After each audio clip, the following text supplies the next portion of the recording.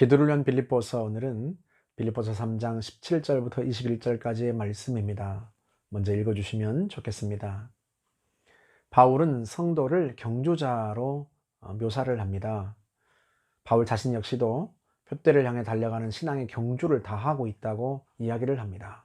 그러면서 이어서 하는 말이 17절을 쉬운 성경으로 보면, 형제 여러분, 나를 본받도록 애쓰십시오. 또한 내가 여러분에게 보여준 삶을 좇아 살아가는 사람들을 살펴보십시오. 자신을 본받으라는 말은 사도로서, 목회자로서 어쩌면 당연한 권면일 겁니다. 자신처럼 성도들이 신앙의 경주를 다 해가기를 바라는 마음에서 자신을 본받으라고 말한 거예요.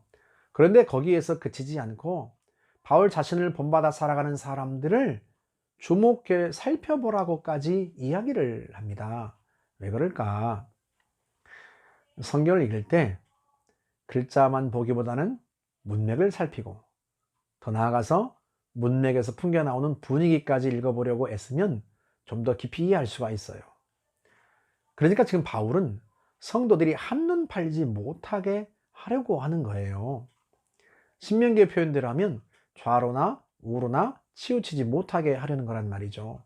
그래서 성도들이 자신을 본받으라고 말하고, 더 나아가서 바울 자신을 본받아 살아가는 사람들을 살펴서 그들과 가까이 지내고 그들과 함께 신앙의 경주를 다 해가라, 그런 뜻입니다. 그렇다면 왜 바울이 이렇게까지 성도들이 한눈 팔지 못하도록 애쓰는가? 한눈 파는 사람들이 있기 때문에 그래요. 18절 말씀을 보면, 내가 여러 번 너희에게 말하였거니와 이제도 눈물 흘리며 말하노니 여러 사람들이 그리스도의 십자가의 원수로 행하느니라. 바울이 눈물을 흘리면서까지 이야기하는 것은 다른 이유 때문이 아닙니다. 세상 사람들이 그리스도의 십자가의 원수로 살아가서가 아니라 자칭 성도라고 불리는 사람들이 십자가의 원수로 살아가고 있기 때문에 그런 거예요. 자기들의 죄 때문에 그 죄를 대신해서 그리스도께서 십자가에서 심판과 저주를 받으셨단 말이죠. 그 사실을 알면서도 또다시 죄 가운데서 살아가고 있는 그들을 보면서 바울이 너무 속상한 거예요. 바울이 그들을 보면서 얼마나 고민이 많았겠습니까? 오죽하면 십자가의 원수란 표현을 쓰겠어요.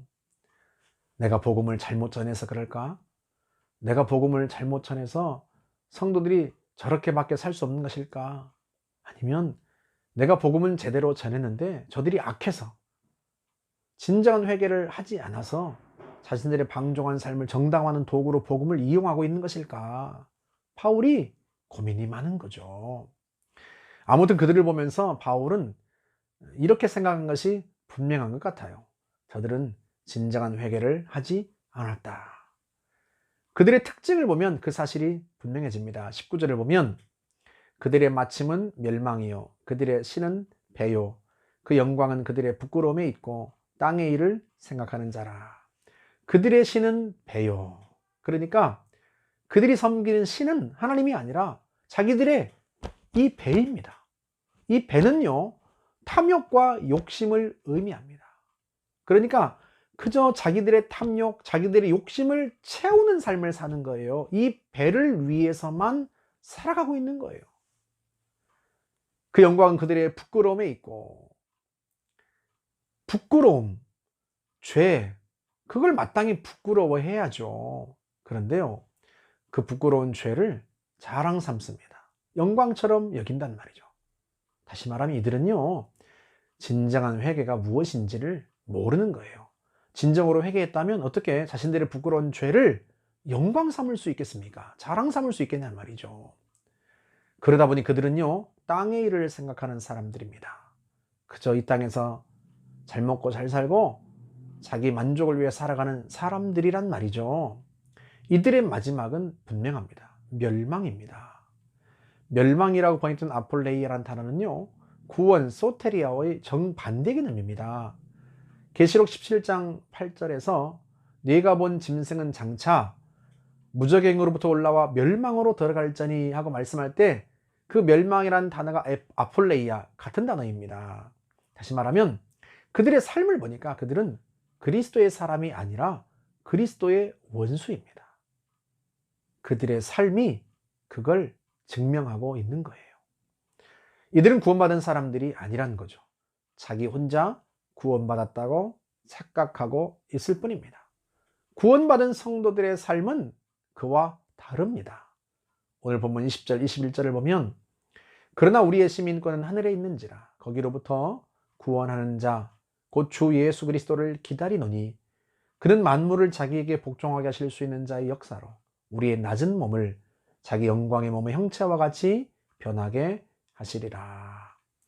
하늘의 시민권을 가진 성도는요, 그곳으로부터 그리스도께서 다시 오실 날만을 기다리며 살아갑니다.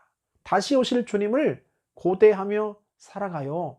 그리고 땅의 일을 추구하는 것이 아니라 장차 주님이 오셔서 우리의 이 몸을 그리스도의 영광의 몸의 형체와 같이 변하게 하실 것을 기대하며 살아갑니다.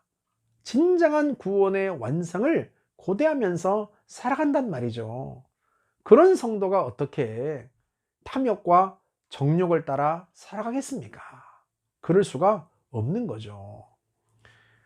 주님은 이 일에 대해서 친히 경고를 여러 번 하셨습니다.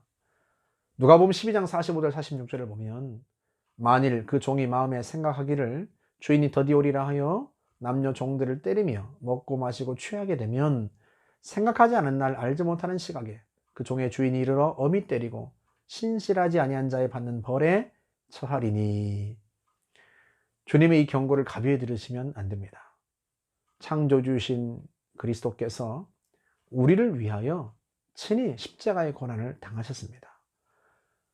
그 은혜로 값없이 구원을 받은 거예요. 하지만 값으로는 매길 수 없는 엄청난 대가를 치르셨기 때문에 우리에게 허락하신, 값없이 허락하신 은혜입니다. 그 구원의 문이 우리에게 열려 있다면 우리가 어떻게 그리스도의 원수로 살아갈 수 있겠습니까? 어떻게 주님의 십자가의 원수로 살아갈 수 있겠냐 말이죠. 그래서 성도는요, 날마다 주님을 닮아가기를 힘쓰고 또 주님을 닮아가기를 힘쓰는 사람들과 벗하면서 그들과 함께 신앙의 경주를 해가는 사람들입니다. 그것이 진짜 그리스도인의 모습입니다.